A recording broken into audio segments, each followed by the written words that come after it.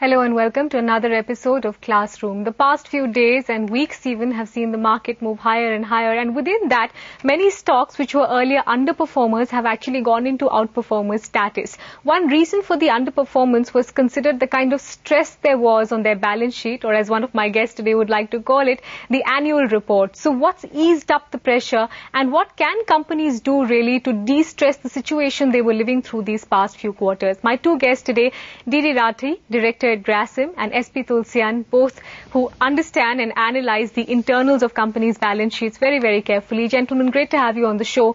Mr. Tulsian, first, the internals of a balance sheet. What constitutes, when you look at it, a balance sheet?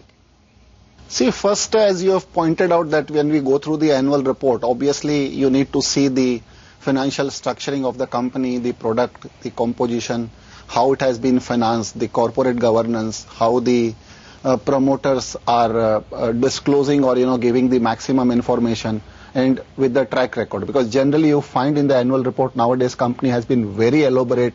They do cover many things, including the corporate social responsibility. But apart from that, if I'm a hardcore analyst taking a hardcore call on the company, the track record of at least 10 to 15 years of the past needs to be looked in along with all the financials. Yeah.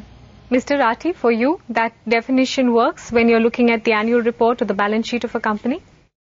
I think, as I pointed out to you, is really not the balance sheet. It's the annual report of the company which an investor has to look at.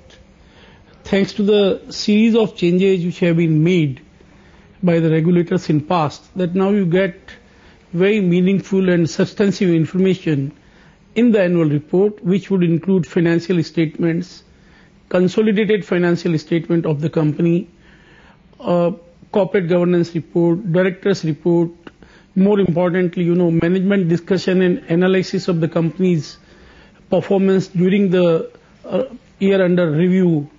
And then you have past data, track record, promoter holding, several things which give the qualitative information about the company, not merely the quantitative information. So I think broadly I'll define these as the internals or the constituents of an annual report.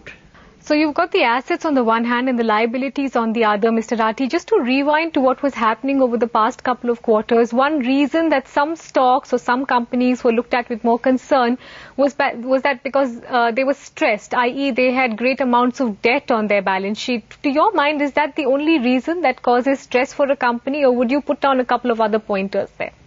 The stress is caused when financial resources or cash available with the company exceeds its requirements for the outflow of the cash. Now, you generate cash through your performance.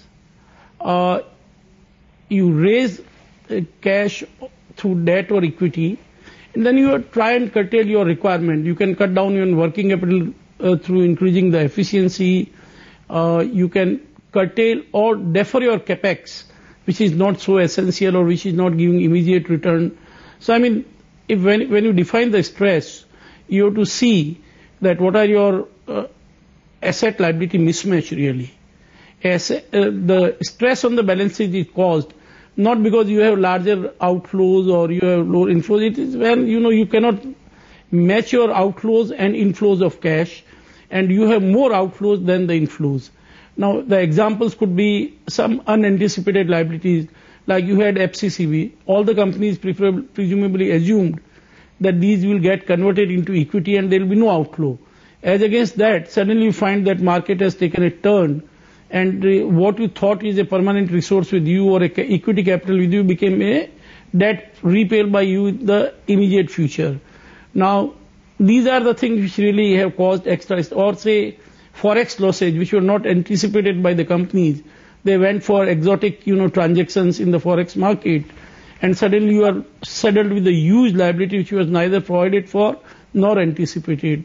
So there are many reasons for causing stress on the balance sheet of the company, and I gave few of the examples to you.